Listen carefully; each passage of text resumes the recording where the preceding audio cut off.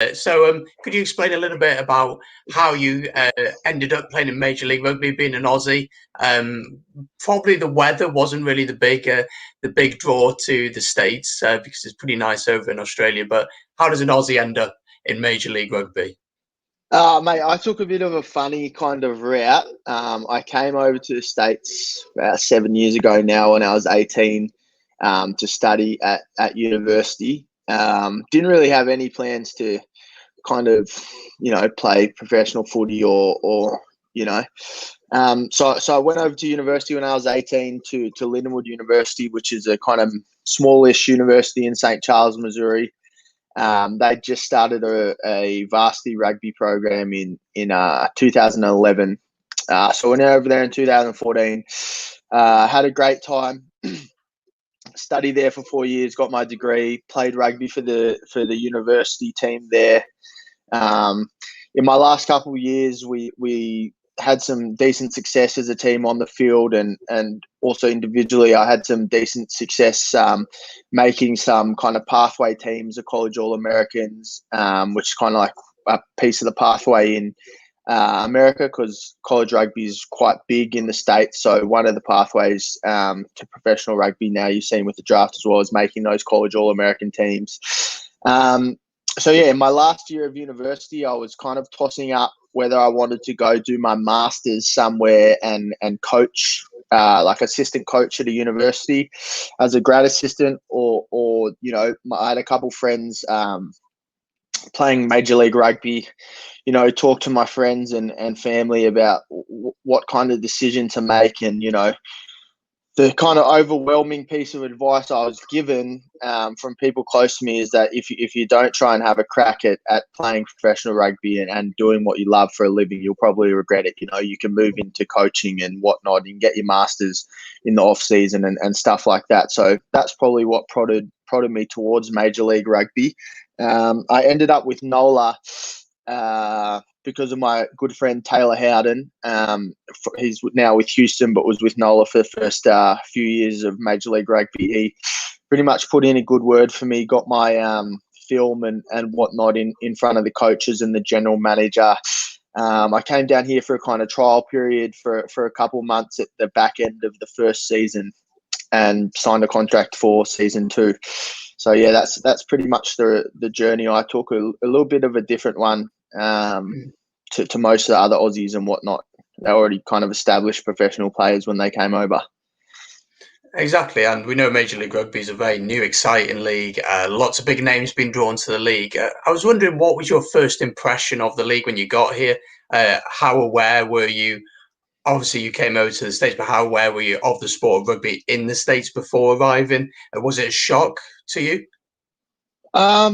So obviously I came over to play university rugby, and I really didn't know what to expect, to be honest. I had no real idea what the standard was going to be. I tried to do as much research as I could in watching it and whatnot. The same kind of buzz for Major League Rugby, coming out of university rugby, which is just has completely varying standards depending on who you play each week. I didn't really know what to expect either with Major League Rugby. Obviously knew it was going to be a huge step up, but I wasn't exactly sure what to expect, with a new league just starting, but I was pleasantly surprised by the standard, mate. It was obviously much, much higher than university rugby. That kind of off season when I came in, NOLA made a bit of a splash signing Con Foley, Scotty Gale from Australia. Both have, Aussie Sevens experience, Super Rugby experience for Gailey. Then we got Kane Thompson, who's played, probably 100 Super Rugby games for the Chiefs, won a Super Rugby title, 3 World Cups, and, a couple of other, very great North American players like Eric Howard, Kyle Bailey, Cam Dolan, who also helped raise the standard. So guys like that, it was just great to kind of learn off them, and they really helped raise the standard of the team from year 1 to 2, which was fantastic. But I was very pleasantly surprised by the standard, and it was awesome, mate. Yeah, and it's every kid's dream to play rugby. Being from Wales, growing up, I didn't have much choice, and I always had this dream of playing against Australia. But there was always one player who really pissed me off as a Wales fan, Curtly Beale. Always seemed to score against us every time. I remember one game. Oh, when would it have been? Maybe like 2010, 2011, and we were going to beat Australia for the first time in years, And Curtly Beale stretches and just gets over the line in the corner. I was devastated. Um, Oh, but mate. for, but for you, it must be a dream come true to play Major League Rugby. And as we've seen the league grow, I've been really impressed with how fans have really gotten behind their teams, how they're creating this culture. Can you talk a bit about how important that's going to be for the growth of the league and how the league is going to sustain itself through the fans? Yeah, mate. So we've got a great kind of band of fans here in New Orleans. We've got some very like diehard fans that get to every event, which is great. I love our fans. It makes the kind of atmosphere at the games just outstanding with the little cultures that they have with the second line, which is like a jazzy brass band. They all walk out onto the field, do this while we're warming up. It's fantastic. But I think what's crucial to kind of grow the game in the US is converting new rugby fans. So that's going to be extremely important for all the teams in the league in general, is converting new fans. Obviously, there's marketing teams and ticket teams and whatnot, which is their job to do this. But if we can convert new rugby fans, then the league's going to grow. I mean, there's some big fan bases. Seattle, San Diego really stand out to me. They're getting 5,000-6,000 to each game. So if the other teams can kind of follow suit, then we'll be in a really good position. Obviously, as well in that sense, we've got to be realistic about our kind of expectations for the short term and whatnot. But I think the league's doing a fantastic job at responsible growth. In terms of keeping salary cap and whatnot at a reasonable level, so it's not outpacing the growth of the league and stuff like that. Obviously we'd love to be earning a hell of a lot of cash and stuff like that, but if we want this league to be sustainable and keep going into the future, then I think we're on the right track. And I think people listening outside of the USA who maybe aren't understanding of the sporting culture of their rugby isn't the biggest of games. Here in the UK, for us, really, rugby probably is maybe the third most popular sport in Wales. It's the most popular sport. So growing up, you play it. And Mm. I was speaking to the guys over the MLR Rant, and they were talking about how the way that rugby could really grow is getting it on the curriculum of schools, that it's mandatory in physical education that you do rugby, and there are athletes out there, American football, big physical athletes, basketball, pretty physical as well, and they could be converted to rugby.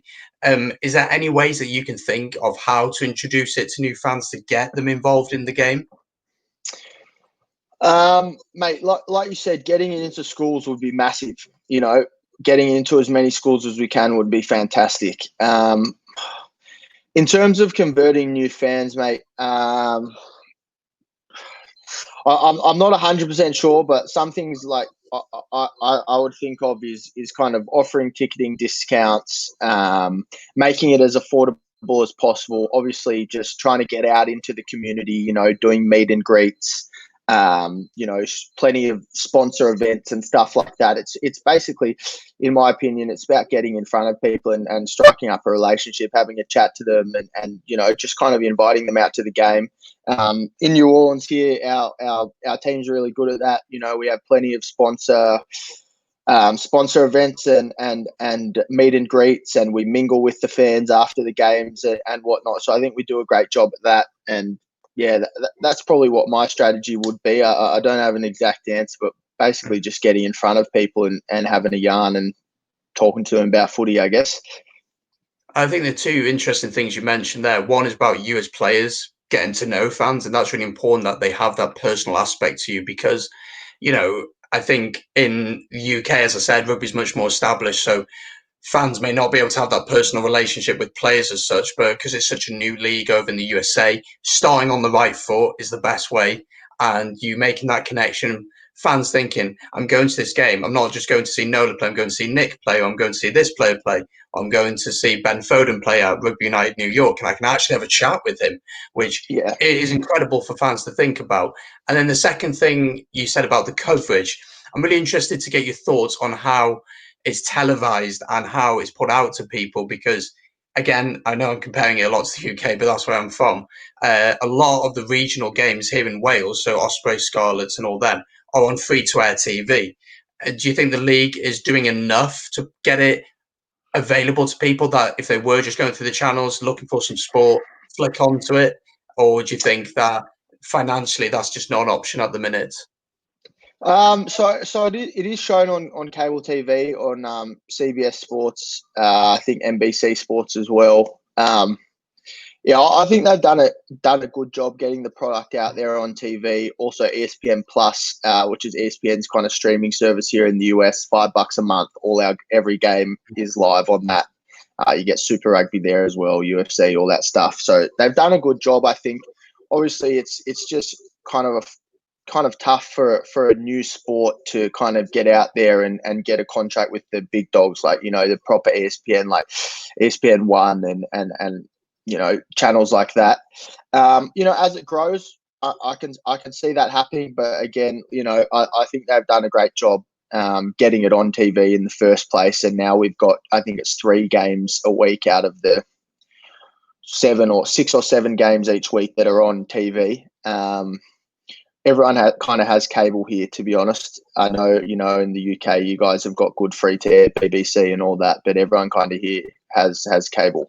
So, I hope people are kind of flicking through the channels and finding it. And that's another way, like you said, to kind of get new fans. But I think they're doing a pretty decent job so far.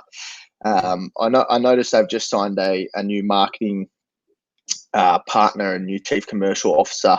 That I was actually looking into the kind of marketing firm or whatever that they've signed with, and they have struck some pretty good sponsorship and TV deals for a lot smaller sports, like stuff like cornhole and disc, like frisbee, American Frisbee League and stuff like that. So hopefully that partnership can help the league grow a lot, which will be great. Definitely, and you don't want to try and run before you can walk. And if the league Right. can have a 10-year plan in place, really, to grow the league, to make it sustainable, that's going to be really important. That, it's fantastic maybe to draw in crowds for one season, then the next season nobody comes along. But it seems like with MLR so far, is that fans are committed to their team, they're coming along, they're enjoying the match day experience, which I love. This is what I love about MLR, is the whole experience of it. It's not just going to the game and watching a game of rugby. It's the whole experience. It's the Right. culture, the family feel. And I think that's general in rugby on the whole. But Mm. of what I've seen of Major League Rugby, it's so much more prominent over there. And I guess because it's so young, we're all in this together. But again, that is the perfect way to start, in my opinion. Everyone's included, everyone's allowed to be involved. It's okay to ask questions. When Yeah. my dad's watching a game with me and Wales are losing to England or to Australia or whoever it is, especially if it's England, and he's like, "Why did the ref blow for that? Why is that a penalty? Why has this happened? Why has that happened?" And it's the most annoying thing in the world. But Yeah. in Major League Rugby, that's going to be key for people Yeah. to feel, okay, I understand why this has happened, or Yeah. educate them on different things. As we've talked about, the league is growing. I do want to get your thoughts on what maybe the challenges facing the league as it grows over the next few years. Have you got any thoughts about what could be the biggest challenges ahead for it? Uh, I'd say just the kind of standard stuff, like getting more fans involved, finding new rugby fans. For teams like New York and LA, maybe getting their stadium slightly more centrally located if possible. Getting rid of AstroTurf on all the Eastern Conference stadiums. No, I'm just kidding, but that would be nice. Mate, just kind of standard stuff like we've kind of gone over, just getting more butts in seats, getting more TV viewership. Sports a business, so really the challenges are pretty much all economic. So it's just going to be up to kind of the fans to get more, or not get more involved, but get more fans involved, and that'll keep it keep it kind of ticking over. And I think they are on the right track, to be honest, with their kind of sustainable growth model and what they've been doing thus far. Absolutely. Let's talk a little bit about some of the big signings that have come into the league over the recent years. What's it like to play against Manonu? What's it like to play against Ben Foden? People like that. What are you in awe, or are you just thinking, I'm going to nail this guy? Mate, to be honest, like it's great. It's awesome for the league. It's awesome for me. Like I said, it was a bit of a random way to get over here. So, never in my wildest dreams did I think I'd be playing against blokes that I've been watching on TV when I was younger and stuff like that. It's been awesome. It's great for the league, great for the growth, worldwide, and just great overall. It's fantastic. Even guys coming over like Robbie Coleman and Kane Thompson and those lads as well, watching Robbie play for the Brumbies, my hometown team, when I was a teenager, now it's cool to be playing alongside him. So, I think it's really good. And all these guys seem to come over here with a great attitude as well. Like, they're obviously here to play footy, but they're also here to raise the standard of the league and kind of bring the players around them up, which is really awesome. And as you said, these players are buying into what Major League Rugby is all about. They're getting involved in the community. They're not thinking, "Oh, I'm a Rugby World Cup winner, so I don't need to talk to anyone." Right. This league is a project, and for fans to really feel engaged, I need to be engaged with them. I've got a couple of listener questions for you now. Sure. We've kind of glanced over one of these, but you can go a little bit more in depth on why some people are coming across. So one of the questions was, MLR seems to be getting an influx of some very good players recently. Why do you believe that this is happening? I just think America is a destination for people. Everyone loves to come on holiday here, and all the teams are in great cities. To be honest, they're all in big, nice cities. You got San Diego with the beach. New York's New York, you got Boston, Toronto, all those cities, New Orleans as well, are just fantastic cities to have a good time in and to live in. And I think for some of these guys that are coming over, maybe in the back end of their career, they're thinking, cool, go travel the US, try something different rather than the tried and tested France/Japan route. So honestly, I think it's the country itself is the lure. Obviously, it's great to get involved in something from the ground up and be a part of something new. But I'd say it's the country, mate. Everyone, like I said, everyone loves to come to the States, and it's no different to play footy. I'm sure the food portions help as well, and and the burgers and everything. That leads on nicely to the next question. What's your favourite thing about New Orleans? Mate, to be honest, the thing I love about New Orleans is there's always something happening. Some sort of festival, some sort of event, this, that, or the other, mate. There's always something to do. There's never a weekend that goes by where there's nothing to do. So it just keeps you on your toes. It's exciting. Obviously great food, great nightlife, all that stuff. So yeah, that's probably my favorite part. It's just a great entertaining city, and you're never bored. So what myself and a South African that I went to university with have started a kind of educational consulting business around getting young, talented rugby players to American universities. There's scholarships available at universities here for rugby, and I don't think many people know that. So our business basically just facilitates the process of applying, getting in contact with coaches, test taking, visas and all that for young guys that want to come over and study at university.